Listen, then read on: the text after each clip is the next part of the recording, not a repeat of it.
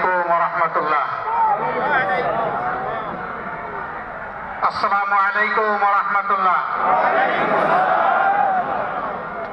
আলহামদুলিল্লাহি রাব্বিল আলামিন ওয়াসসালাতু ওয়াসসালামু আলা রাসূলিহিল কারীম ওয়া আলা আলিহি ওয়া সাহবিহি ওয়া আহলি বাইতি আজমাইন।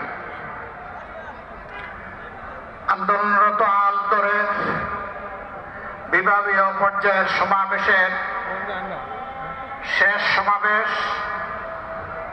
শাহজালাল শাহপরান হযরত সহ তাদের সঙ্গে ৩৬০ আউলিয়ার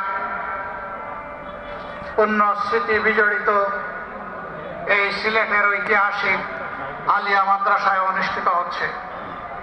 আজকের এই সমাবেশের সম্মানিত সভাপতি, সম্মানিত অতিথিবৃন্দ, ৮ দলের শীর্ষ নেতৃবৃন্দ, স্থানীয় নেতৃবৃন্দ, প্রাণপ্রিয় সিলেটবাসী, সাংবাদিক বন্ধুগণ, আমি আজকের আমার বক্তব্যের সূচনায় আপনারা সবাই এসে আজকের এই সমাবেশকে আন্তরিকভাবে যেভাবে সফল করেছেন, অন্তরের অন্তঃস্থল থেকে আপনাদের সকলকে অভিনন্দন এবং মোবারকবাদ জ্ঞাপন করছি।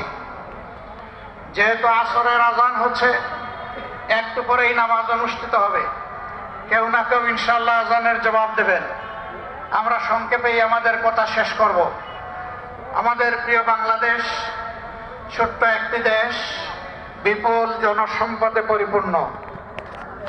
আফসোসের বিষয়, স্বাধীনতার ৫৪ বছরে এক এক করে চলে গেছে, বাংলাদেশের মানুষ সম্মানের সাথে মাথা উঁচু করে দাঁড়াতে পারেনি। কারণ বর্গীরা চলে যাওয়ার পর দেশের ভিতরে চিল যারা ছিল, সেই চিলগুলা ছৌ মেরে জনগণের সম্পদ নিয়ে চলে গেছে। দেশের সম্পদ লুণ্ঠন করে বাইরে পাচার করেছে।